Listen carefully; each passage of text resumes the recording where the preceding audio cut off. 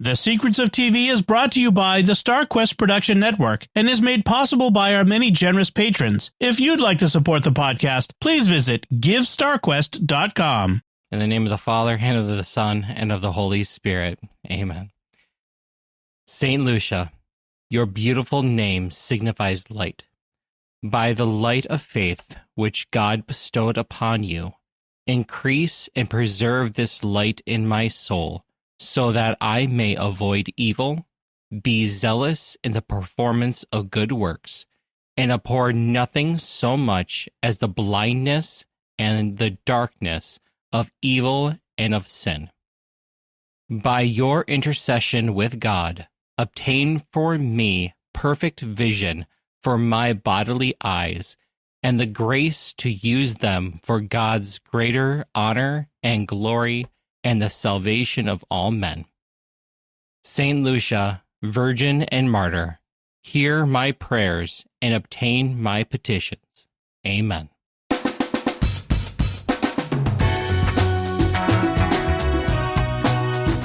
You're listening to The Secrets of Television. I'm Jeff Haecker, and we are taking a closer look at the stories behind the stories, exploring the themes, characters, and hidden meanings in those shows everyone's watching and the classics worth remembering. And let's get ready to rumble! In this corner, wearing an emerald green shirt, weighing an undisclosed amount, is Rob Leonardi. Whoa, yeah! Yeah! And in this corner, wearing a maroon shirt and also weighing an undisclosed amount, is Patrick Mason. Yeah! You're going down! Go Patrick! You're going down! Go Patrick! All right, now I want a good, clean podcast, and at all times obey my commands. Yes, sir. All right. No guarantees. All right, and this week we are covering episode 4 of Daredevil Born Again Season 2, Gloves Off. And I'll give our recap, and then we will discuss. Bullseye goes to have a nice milkshake at a diner, but calls in a report about Frank Castle. He takes out the AVTF who arrives and leaves his mark on the diner door. Fisk prepares for fight night. Matt and Karen meet with the former prisoners of Red Hook, and Jack tells Daredevil he is a symbol, but that Jack must leave. The first mate of the Northern Star agrees to work with Karen and Matt. Angela decides to bring some info to one of Karen's sources. The AVTF raids Kirsten's office while Fisk threatens Mr. Charles, who wants the weapons to be shipped out of Red Hook. Karen visits Kirsten and tells her Matt is safe. The governor meets with Vanessa and asks Vanessa if she can temper Fisk, and if so, the governor says she will support them. Matt wears the task force uniform to the diner to investigate Bullseye's attack and follows the trail to his old church, and stops to pray to St. Lucia. He talks to the seminarian, who tells Matt that Bullseye held a knife to him, and he's initially reluctant to reveal anything, but he tells Matt that Bullseye wakes to the church bells and watches him open the church doors every morning. Matt tracks Bullseye to his home, and they fight. Bullseye says he is on Matt's side and wants to do one good deed, which is killing Fisk, but Matt doesn't want to make a martyr out of Fisk, and so Matt escapes.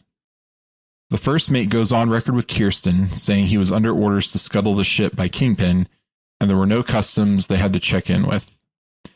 BB and Daniel attend the fight, and Karen's source slips something in her pocket, which Daniel might have noticed. U.S. Marshals come to bring the first mate in while the fight begins, but the Marshals and first mate are killed by Buck, and Fisk brutally attacks his opponent. Vanessa arrives at the match, distracting Fisk, and his opponent gets some hits in. Fisk retaliates and knocks out or kills his opponent. And during his celebration, Bullseye attacks, and Vanessa shoots him, but not before a piece of glass he threw hits Vanessa and severely or mortally injures her. Daredevil also appears and gets Bullseye out before Fisk can kill him, and Fisk calls for an ambulance to say, Vanessa! Sorry, just had to throw Vanessa! Vanessa! All right. All right, so what were you guys' impressions of the episode? What about you? I'll start with you, Pat. I very much enjoyed this episode. They did another music vignette, which I have really enjoyed when they've decided to do those on the show. This was at the beginning of the show, so great job on that. I'll talk about that in more detail eventually. outside of that, it was interesting watching the interplay between Daredevil and Bullseye, as well as Fisk and Vanessa, and sort of running the Northern Star plot line just a little further. You know, we get to see Charles again. We get to see what happens to the first mate. But Kirsten, you know, takes the statement. So, and we get to see the White Tiger kind of, you know, reborn, I guess. This is a reborn show. So the White Tiger reborn. She gets her "you're becoming a superhero" pep talk from Daredevil. Overall, I think a pretty good episode. Awesome. And what about you, Rob? I enjoyed it. I sat there being like, why don't you just talk? You know, you just talk everything out over beer. You might not have to kill each other or maim or whatever it is. Like, just talk. Yeah. But other than that little plot hole of just talking, I enjoyed it. I really did. I love the I love the intricacies with the mayor and Vanessa and how they, you know, if she survives, what could potentially that come to, or that's, you know, what really just the whole setup of what is going to be. I think this is kind of like the turning point of the series in terms of we did all this world building and now here's the actual final action piece of straw to get what this season is about. And it's really nice to see that starting to come together. Yeah. No, I really liked this episode too. And like, it had great action with the Fisk, or with the, you know, Bullseye's fight against the task force. And it was great seeing him back and kind of outside of just the initial cameo we got. And, you know, all the Fisk's fight was also really, like, it was just, the show is just really firing on all cylinders, I would say. And yeah, it's going to be very interesting to see what Fisk does now, because like the governor says, she's kind of what's tempering Fisk. And if she's maimed or dead, then like Fisk is, I could see this being, you know, Fisk just going to like completely unhinged. And the gloves are going to come off. Oh. I see what you did there. So yeah, just, it was a great episode. And I did want to point out, we did bring up boxing last time, both about Fisk and Matt's dad, but we didn't really connect them. But obviously this is a heavily, you know, focused episode on the boxing. And they even mentioned that it's Matt's dad's old boxing gym that he used to fight at. That's this big fundraiser that's going to fund New York Born Again. So they're really putting it on the nose there, that on what's going on. So, but yeah, no, great episode. And yeah, so yeah, I figure we'll start with like the episode does, with Bullseye's attack in the diner. So what did y'all think of this scene? And I don't know if this is where you're going to do the musical vignette, Pat, or if you have it for later, but I mean, I figure it's the appropriate time when we talk about the scene. So this is a song by Billy Joel, New York State of Mind. It's from an album from 1974, if I remember correctly. Not released as a single, right? So this is an album song. This is not one of his poppy kind of, you know, Uptown Girl or This Is My Life or Piano Man or any of those kind of, you know, relatively pop music songs that he's famous for. New York State of Mind, you kind of have to dig a little deeper. It is pretty widely acclaimed as one of his songs, but it's a very bluesy, jazzy kind of a song. But it's not a real, like, it's not kind of a down and out sort of, you know, so many blues songs are kind of down and out. This is not one of those. This is sort of one of those uplifting jazz pieces. And it syncing it up to Bullseye is very interesting, because Bullseye is not a jazz person. He is like what you see in the show. Everything is very like strict and properly ordered. Like when he makes his bed, when he cooks the egg. I'm wondering how many times they had to do that oil pour scene to get the swirl just right, you know. Also not really how you cook an egg, but that's besides the point. You know, just that whole setup, everything is planned, everything is done by precision.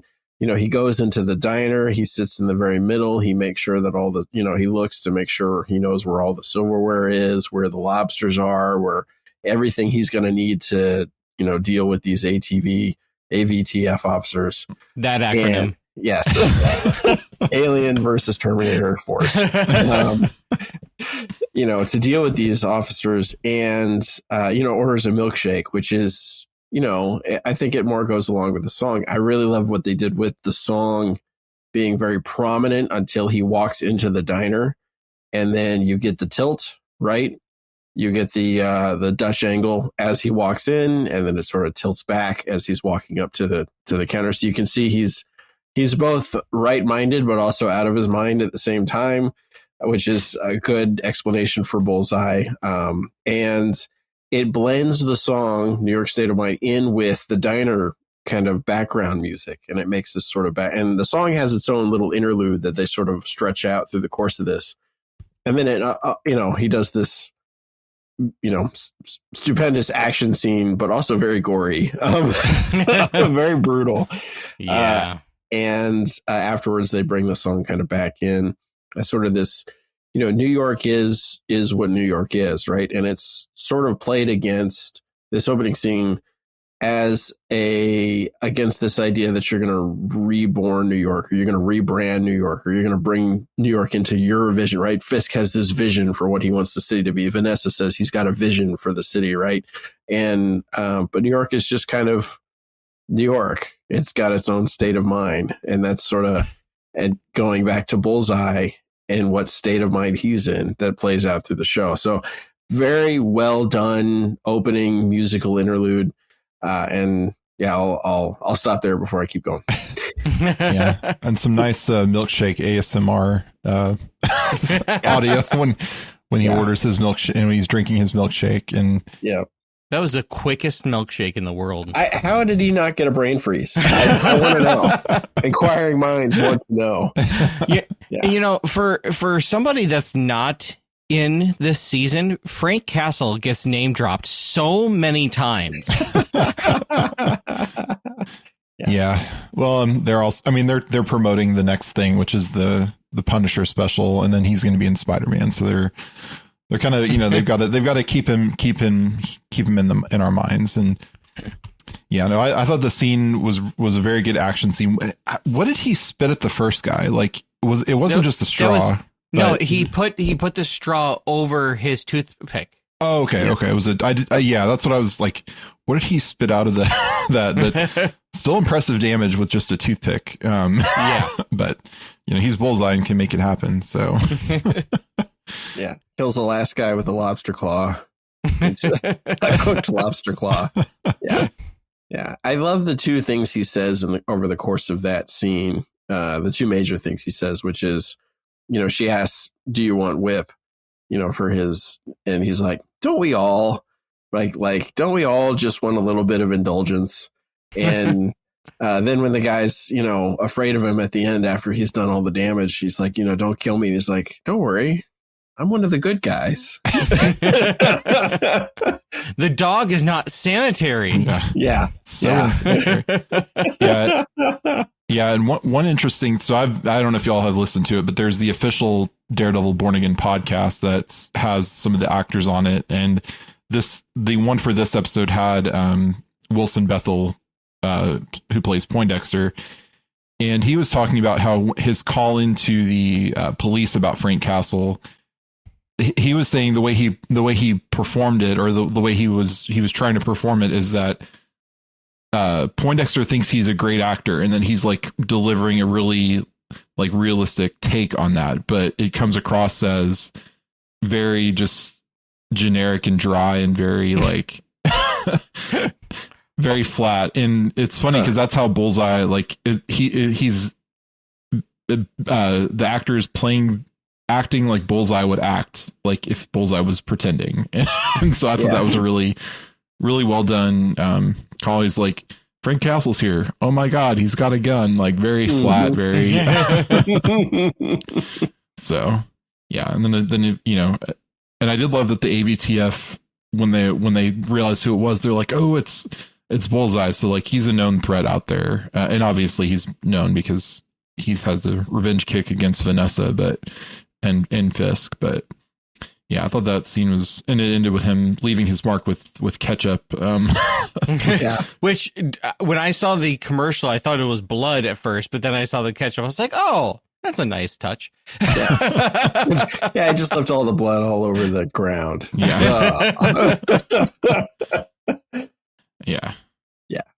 So, but yeah, so then, I don't have it quite in like chronological order necessarily, but, then we start to get the hints of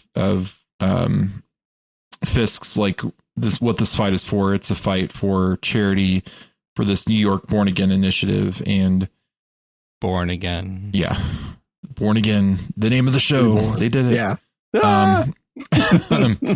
So I don't know if y'all had any thoughts specifically on what that, on what that might signify, the Born Again initiative, or is it just going to be more kingpinning and more crime and business as usual for him? I figure it'll be similar to the Thomas Wayne Foundation. It'll be used for good civic projects. It definitely won't be used by a bunch of mobsters and gangsters to funnel money through a major city and result in a massed vigilante having to take to the streets. It's really hard not to make comparisons between Batman and Daredevil. Yeah. Oh, come on. That's completely just a revitalization project. It's not a shell corporation at all for laundering money to offshore accounts and making his friends rich. That's not happening at all. Yeah, definitely not. Yeah. And so while that's going on, we have I like that we're kind of seeing the resistance kind of like meeting and doing stuff as a group, and it's not just Matt and Karen. Yes. So we have, Kirsten's working with them too, and Matt is in his Daredevil costume in front of Kirsten. So it's like, come on, I'm curious if Kirsten is like picking up on anything here, but I mean, as a lawyer, she's probably just like, I need plausible deniability. Yeah. But we have Soledad, Hector's wife, going on record about being taken in by the task force, and that she's the wife of Hector Ayala. And then we also have Jack saying he's going to leave New York because of, he's been in a cage for 6 months, but, and Matt tries to get him to join them, but, Jack says, I'm too old for this. And, but tells Daredevil he's a symbol of, of hope against this oppression by Fisk, and basically gives him, the company card to do whatever he needs. So, yeah. So unlike Wayne, he's not rich himself. Yeah. Which is fascinating, because you have Kirsten that had all of her accounts frozen, and then the AVTF raided her office, and just for the fun of it, like just started knocking things around. Like, you're not going to find Daredevil under a stack of papers. Yeah. Yeah, the AVTF is like, things are just ramping up like more and more, and like I think what we'll see in the next few episodes, the rest of the season, is Fisk just going completely nuts, and because of what happens to Vanessa. And so like, I think your average person who has supported Fisk is probably going to start to realize, okay, maybe this guy's, maybe we made a mistake here in in voting and, and supporting him and, not fighting back. So, but yeah, I think like seeing the task force just ramping things up. And again, we're losing more and more of the task force. Like, there's like, he's going to run out of bodies, and he's going to have to, he didn't seem to want Mr. Charles. Where are they coming from? Yeah. Well, and then they take out the CIA bodies too. Yeah.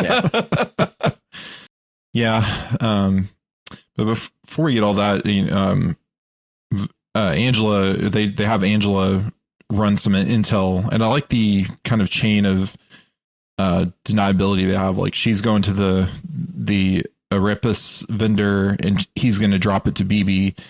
But it's kind of an Angela's, like, now that she, it's her first like official resistance job in the rebellion is running this intel to the Arepas vendor. And again, I'm ready. I want to see her like put on a costume and have superpowers in this.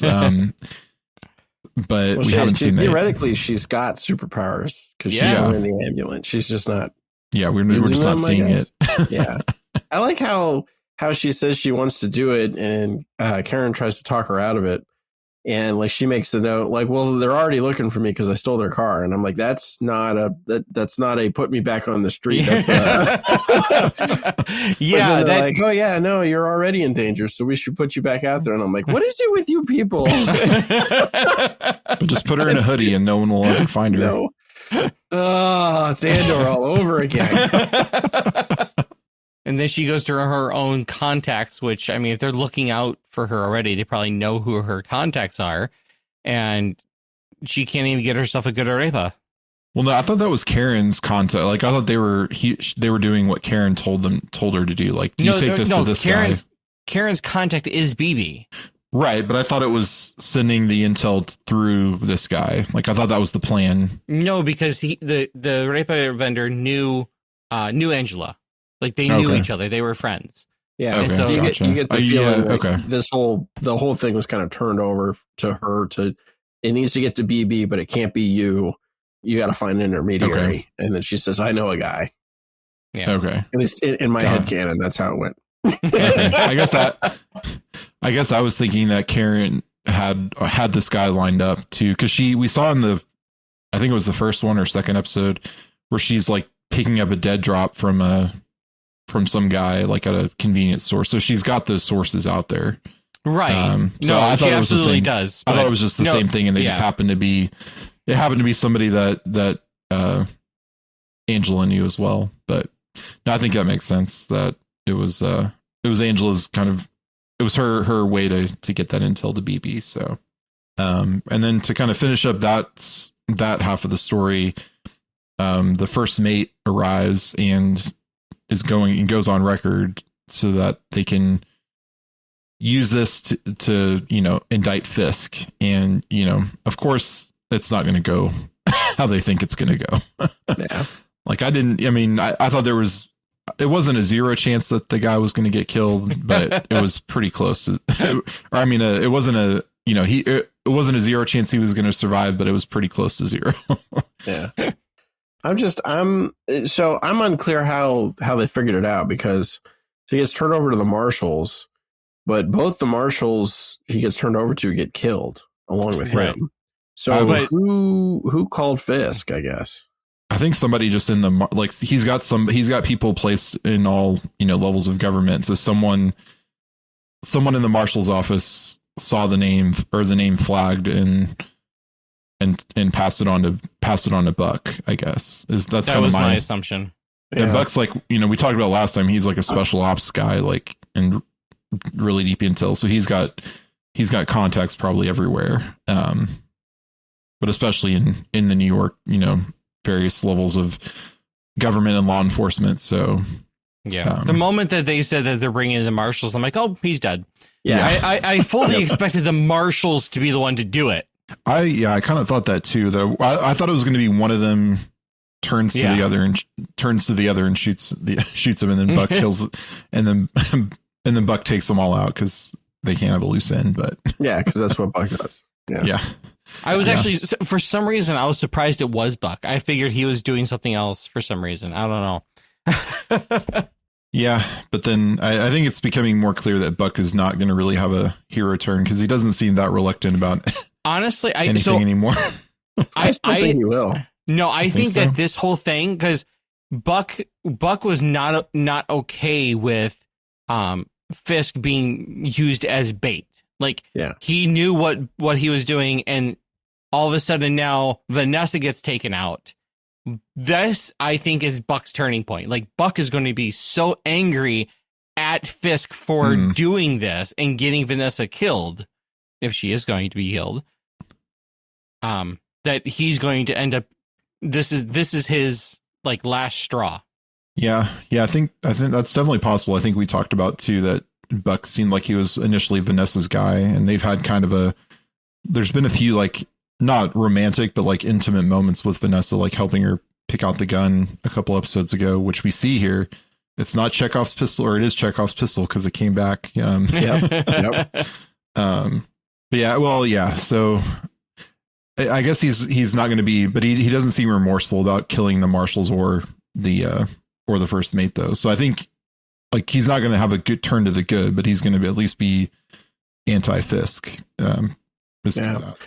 I could also see him go on kind of a let's see, not a Daredevil, but a Bullseye kind of rampage attempt to get Bullseye. Basically, because Buck's a really good shot too, right? And the show makes a very big point about that with the CIA flunkies he kills. And so I could see Buck basically going up against Bullseye. And maybe leaving Fisk to go do that, right? Maybe he does that despite what Fisk tells him to do, or he just goes off the chain. I could see that happening too. That would be actually kind of neat to see an old-fashioned shootout between those two. Yeah. Yeah.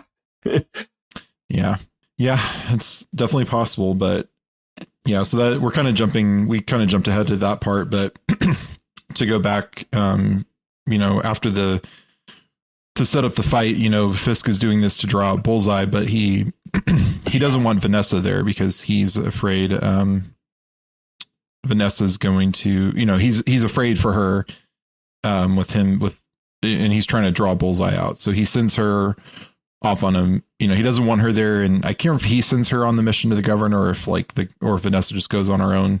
No, she tells him that I know why you're sending me away. Okay. Yeah, but I thought that was just more of like, you're sending me away from the fight. I didn't know if it was him telling her to go see the governor, or if she chose to go do that on her own, but no, I think there was clear, like, you need to like go and convince the governor to work for us. And that whole conversation between her and the governor was really cool, because you see the intricacies of how Vanessa thinks she has Fisk wrapped around her finger, and in a sense does. But Fisk also is a little heavy-handed with what he does, and while everything is, he tries to protect Vanessa and doesn't want her there, she shows up, and he's not okay with that. That's kind of what throws him off. Yeah. Then he gets hit because he's thrown off. Yeah. Yeah. Because he spends, to me, he set this up on the same day as the fight in order to get her out, right? Like, it's a two birds or one stone situation. But he doesn't tell her why he doesn't want her there. He doesn't explain, this is a trap and I'm in the center of it, because he's, I think, afraid of what she'll try and do, which of course is what she ends up doing, going there to try and, be with him and protect him. And he doesn't let her in, which is exactly what she accuses him of, right? That they're a matched set, and not letting me into this is keeping me out, and I don't like it. And he's saying it's not that, but it really is. He's not letting her in on the plan. And it's interesting watching the interplay, like from just a marriage perspective, if these weren't two super villains, thinking about the problem of not letting your wife in on, the plans you have. If you keeping her out, if they just talked, right? Exactly. Yes. And that was, oh my gosh, that was so many times during this episode. I'm like, why are you beating each other up? Why aren't you talking? But it was kind of, we're kind of jumping ahead again, but just the fittingness of all of the swag that was there, and the glass that was Fisk's own head, that ended up knocking into her head. Yeah. Yeah. Hope you got the discount. Yeah. Yeah. So So yeah, and we'll come back to the fight, I think, at the end. But yeah, so then to kind of backtrack a little bit in the episode, to follow Matt and Bullseye. Matt, I guess I don't know where they grabbed the uniform, but he puts on an AVTF uniform and shows up at the diner, which has the normal fleece there. And he basically is impersonating AVTF, telling him to get lost. Does a really good job. Yeah. And goes around touching all the evidence and like, did he have his gloves off? Like, was he putting his bare fingers all over the diner? In which case, no, okay, he had his gloves on. But then again, who cares? I mean, like at that point, you're a wanted man either way. Yeah. Well, but then you could have, I don't know. Then you could have the real police watching out for him and being like, oh, we found his fingerprints at the crime scene, and he's been here. What is his connection? And like step up the manhunt for Matt Murdock, which it seems like it's only the AVTF that's really going after him. And so far they're just, they've gone after him at Josie's, and now they've gone after Kirsten because they're his known associates. So it's like they don't have really a lead on Matt Murdock anymore, because until I have a feeling they're going to eventually catch Karen, and that's going to lead to a big kind of confrontation with Matt and Fisk. And maybe that's where Jessica Jones comes in, because we haven't seen her yet in this season. But I kind of assume that's going to come as a result of the fallout of what happens to Vanessa here. I think Fisk is going to somehow figure out that, Daredevil / Matt Murdock has a side squeeze, and he's going to go after her. A side squeeze? Well, he knows about Karen. He's known about Karen since like season 1 of the original show. Yeah, but like they weren't romantically involved, right? No, but Fisk knows she's a good friend to him, to Matt. Right. But what he doesn't know is that they're romantically involved. And I think he's going to find that out. And that's going to be kind of a revenge thing. That's wild. That's wild speculation. I'll give it to you. Yeah. But I think it's going to happen. Yeah, but Matt tracks Bullseye to the church, and I think it's because there was a coin. It was a coin from the church, right? Or like a prayer medallion. Yeah, prayer medallion. Yep. And that's how he finds his way to the church, and that's where we get finally a scene of him praying. But as we noted, or as is obvious, it's not the full prayer. There's a certain part about a virgin and martyr that's left out. Well, the whole part of by your intercession with God, obtain for me perfect vision for my bodily eyes and the grace to use them for God's greater glory and honor and the salvation of all men. That whole part is left out, which I think is, I think it's a little bit telling, because not only as Patrick would say, they're cowards. Cowards. But I think it's telling of, like, he's not praying for perfect vision for his bodily eyes anymore. Like, either they're doing that because he's fine, or they're doing that because he just doesn't have that faith anymore. Yeah, I think it's probably that he's like, I think Matt's always been, because if you watch the original Netflix show, he's not really practicing any kind of faith. I think it's more of like a familiarity ritual for him, going to the church and saying that prayer, rather than like in action. He might believe in God, he might have some amount of faith in a higher power, but I think this prayer was kind of more just like he's completing a ritual, and not really he's not actually praying and asking for St. Lucia's intercession. He's just kind of like, well, I used to do this as a kid, so I'm going to do it again because I'm back in church. I don't know. That was, knowing that it's a very secular production. That's kind of my read on it, but yeah. I don't know if y'all had a different read or anything. I think you could make a case that he would have removed that part about praying for his actual vision after a certain point, when he realizes, okay, I can do a lot without my vision, right? I can basically see without it. So I don't necessarily need that as a gift or a grace from God anymore. So maybe I'll remove that, but I have this relationship with this saint already. So I'll keep up, the prayer, to talk with them. I don't know which way to go with it, because I feel like Matt probably could use some religion in his life. His fight scenes keep getting just a little more brutal, it seems like, every time. And so maybe it was, well, I'm stepping into a church, so I'm going to do the things that I've always done.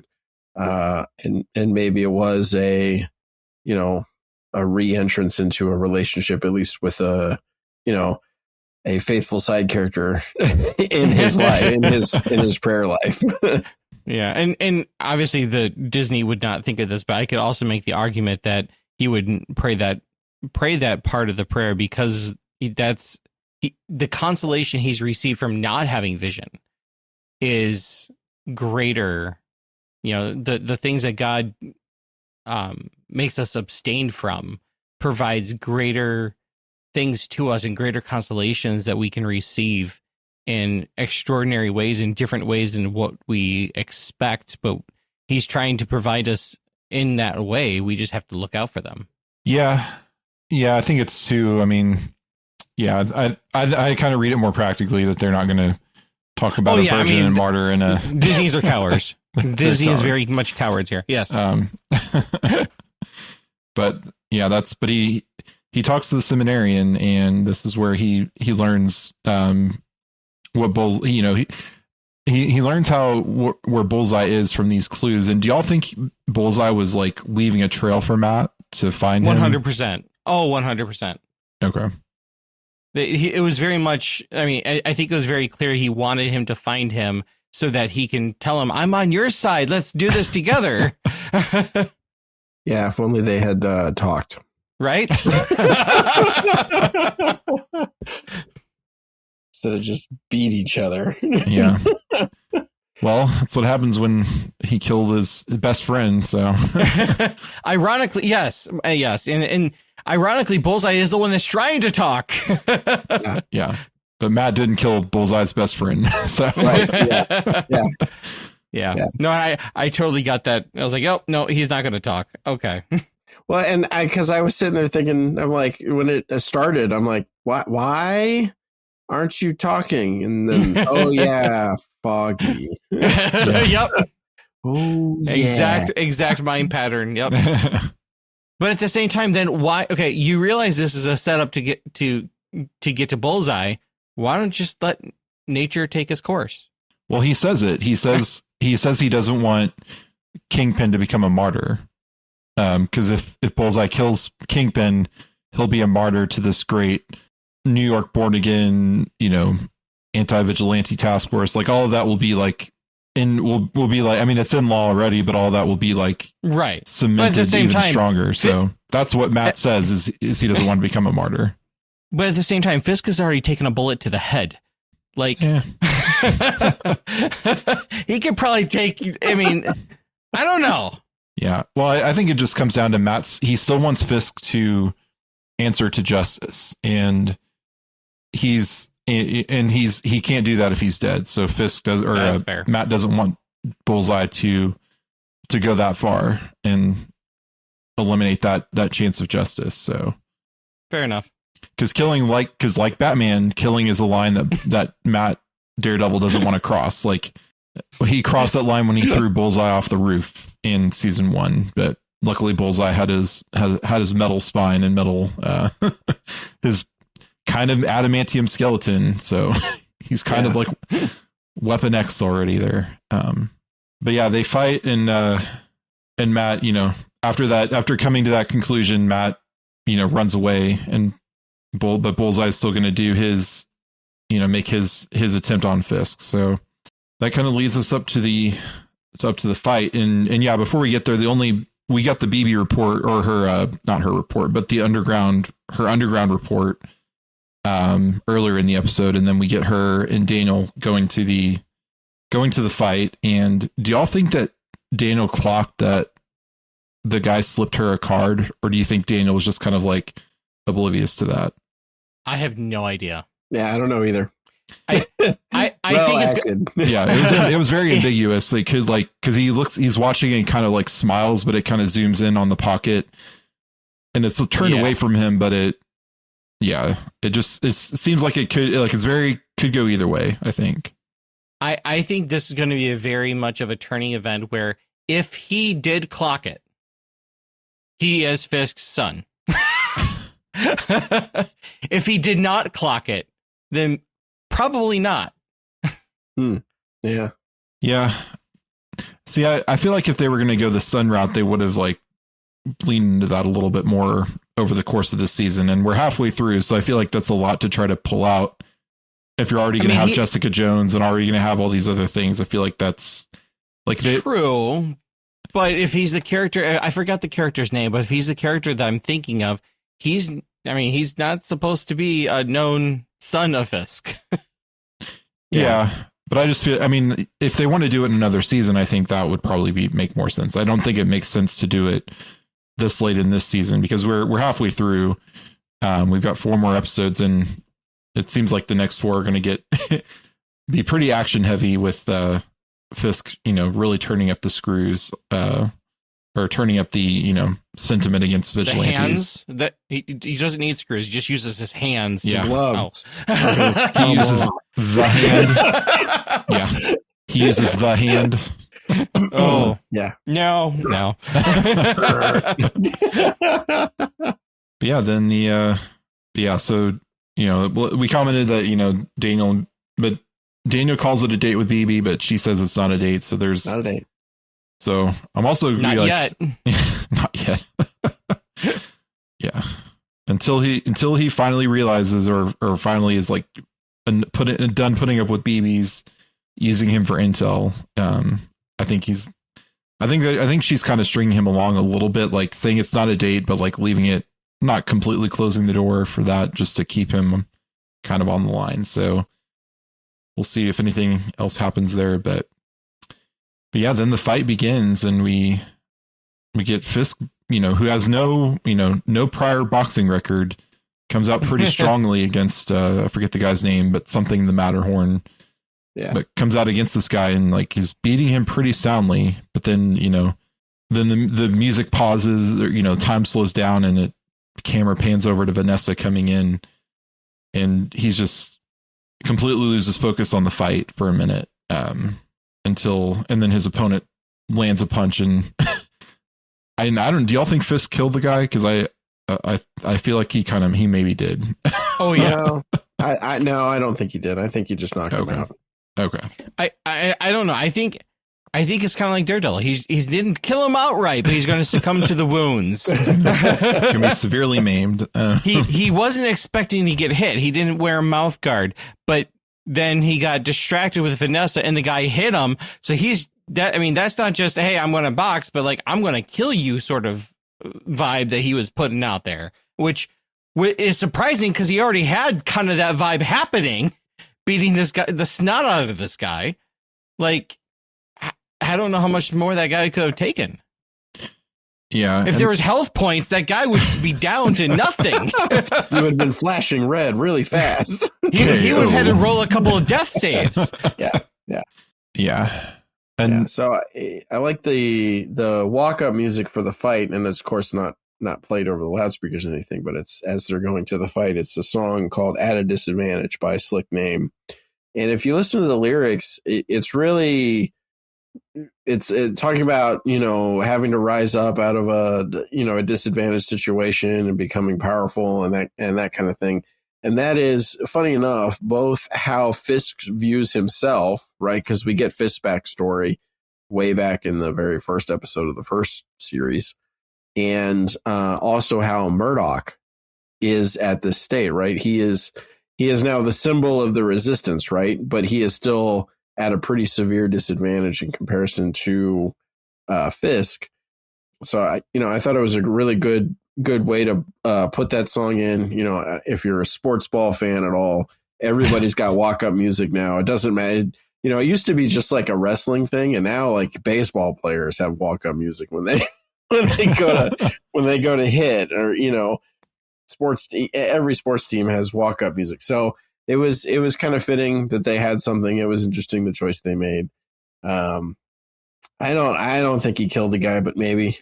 Like, I think that's going to be open. I don't even know if we'll hear about it. Yeah. Maybe it'll be on the news next time. Yeah, probably not. And nobody seemed to really care either. Yeah. Everybody wanted. BB. Yeah. BB's the only one screaming, "Oh my God!" Yeah. Everybody was very happy for Fisk to beat the snot out of the guy. Yeah. But then, yeah, as he's in the winners, as he's getting the belt, which he got a belt for this, I was a little. He won the championship. For everything. Yeah. A belt he went and made himself. Yep.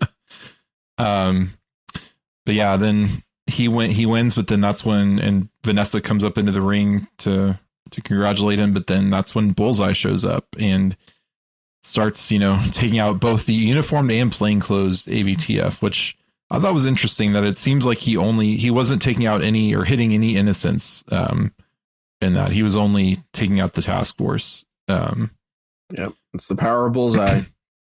Yeah. I guess that's the power. Yeah. At first I was questioning that because there was a couple plainclothes ones that just got taken out. I'm like, oh, he's taking out everybody now. But yeah, no, I think those were plainclothes because they talked about it earlier that they're gonna have however many plainclothes task force and again, like how many, like I need like a number count on the on the task force. Like, how many people are still around? I know you're cycling them, like as they get better, they come back on. We've already seen that on screen, but still, like there's a limit.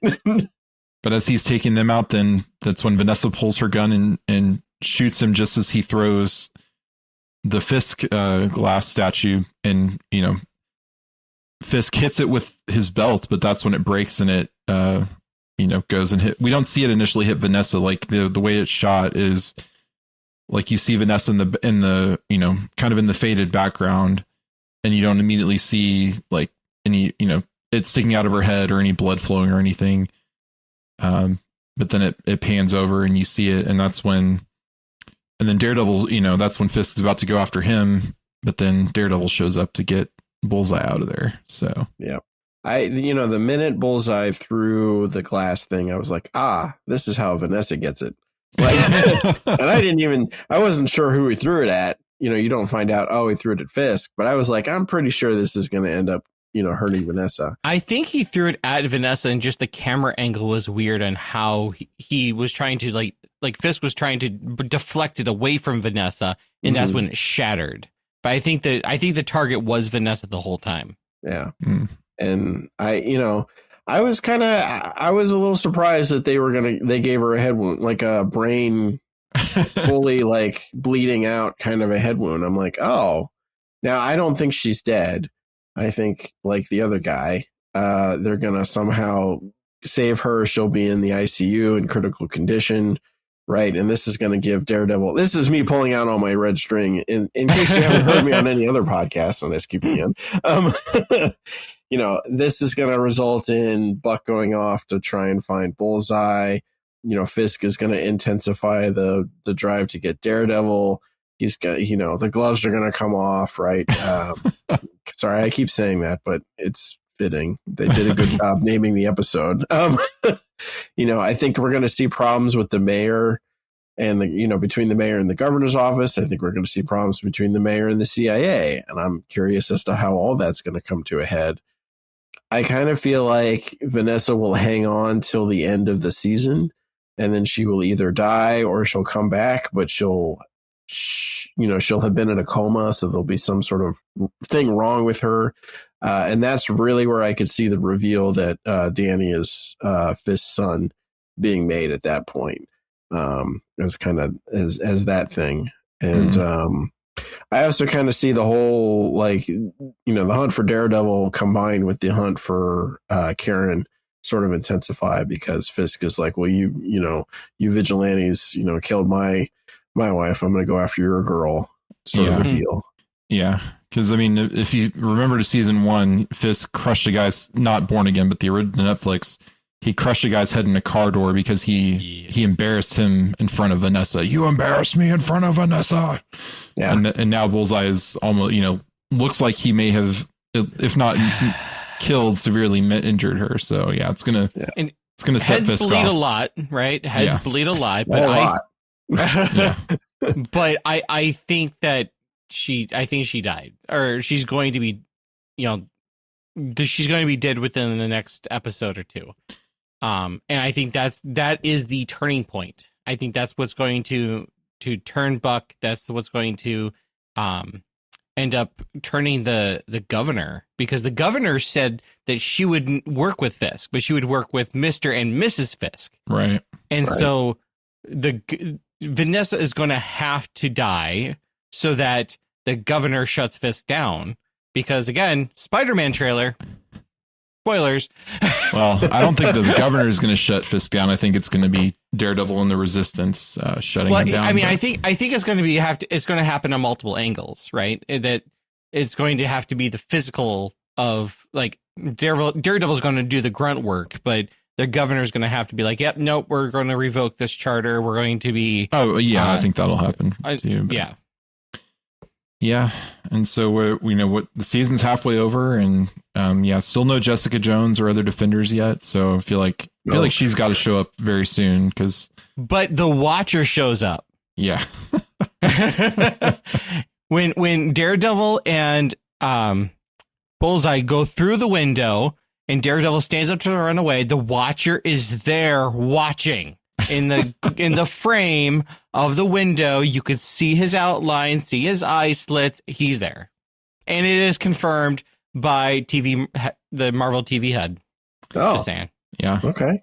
Brad Winderbaum confirmed because he basically he doesn't come out and say yes, that is the Watcher, but his post just basically says always watching. So it could be just like an Easter egg thrown in there, and just to get us talking. But it is interesting that it's there, because there is a multiverse from Into the Spider-Verse the animated movies, where Fisk opened the multiverse to find a version of Vanessa and their son because they got killed. Yep. So I'm not saying Fisk is going to go into the multiverse in this, but